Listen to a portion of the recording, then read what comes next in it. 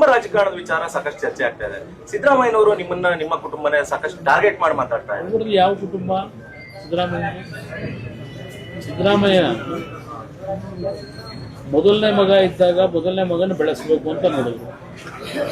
ಅವರ ಅಕಾಲಿಕ ಮರಣದಿಂದ ಈಗ ಎರಡನೇ ಮಗ ಡಾಕ್ಟರ್ ಆಗಿದ್ದವರು ಯಾತಿಗೆ ರಾಜಕೀಯಕ್ಕೆ ಬಂದಿದ್ದಾರೆ? ಯಾತಕಲ್ಲಿ ಬೆಂಗಳೂರಲ್ಲಿ ಕೂತ್ಕೊಂಡು ಪ್ರತಿನಿತ್ಯ ವಸೂಲಿಗೆ ಇಟ್ಕೊಂಡಿದ್ದಾರೆ?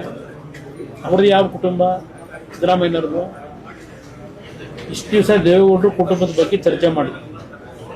ದೇವೇಗೌಡರು ಕುಟುಂಬದಲ್ಲಿ ಏನೋ ಮಗ, ಮೊಮ್ಮಗ, ಮರಿ ಮೊಮ್ಮಗ ಇದೆಲ್ಲ ದೂರದ್ರಲ್ಲ. ಇವತ್ತು ನಿಮ್ಮ ಡೆಪ್ಟಿ CM ಅವ್ರ ಕುಟುಂಬದಲ್ಲಿ ಎಷ್ಟು ಜನ ಅವರೇ? ಎಷ್ಟು ಜನ MLAಗಳು ಎಲ್ಲ ಮಾಡ್ಕೊಂಡು ತಯಾರು ಮಾಡ್ಕೊಂಡಿದ್ದಾರೆ. ಇವಾಗ KMF ಅಧ್ಯಕ್ಷನೂ ಮಾಡಬೇಕು ಅಂತ ಹೇಳ್ತಾರಲ್ಲ, ಅವ್ರದ್ದು ಯಾವ ಕುಟುಂಬ?